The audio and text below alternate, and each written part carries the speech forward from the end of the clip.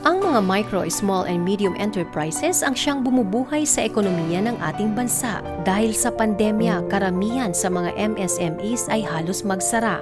Nung nagkaroon ng pandemic, yung product natin is na-stuck. Talagang wala kaming benta. Mas kailangan natin ng income kasi naghihirap. Sa tulong ng provincial government sa pamumuno ni Gobernador Amado Pogi Espino III, nakakaahon at lumalagong muli ang negosyo ng mga lokal na negosyante.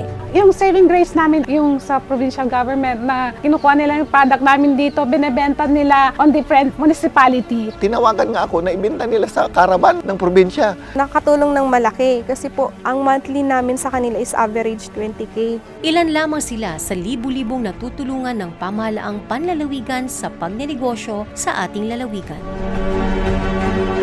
Sa gitna ng malaking pagsubok, tuloy-tuloy ang walang humpay na tunay at tapat na serbisyo para sa ating mga kababayan.